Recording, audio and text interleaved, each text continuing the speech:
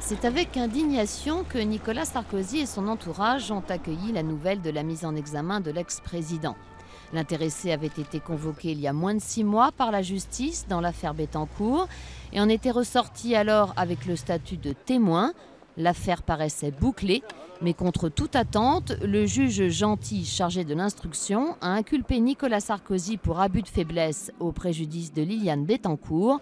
En clair, il est soupçonné d'avoir profité des absences d'une des vieilles dames les plus riches du monde pour financer sa campagne électorale victorieuse de 2007.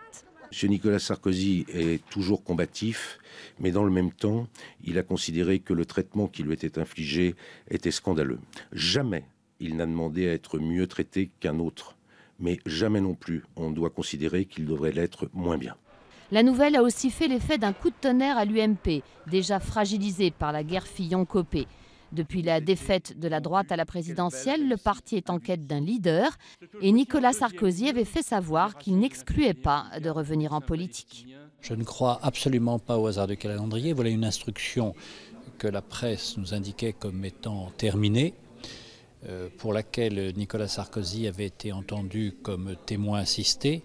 Or, vous savez qu'en matière de procédure d'instruction, lorsque vous entendez quelqu'un en témoin, vous ne pouvez pas ensuite l'entendre comme prévenu.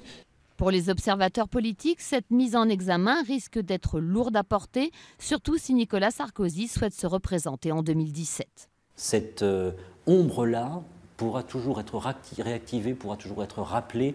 Et d'une certaine manière, je crois que, quelle que soit la réalité de ce qui a été commis ou non, il traînera cette mise en examen comme un boulet qui le pénalisera lors des campagnes présidentielles éventuelles à venir qu'il pourrait espérer réaliser.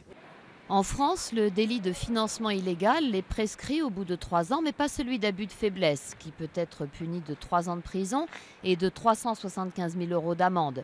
Le procès, si procès il y a, ne pourra pas commencer avant fin 2014. L'avenir de Nicolas Sarkozy est désormais suspendu au calendrier judiciaire.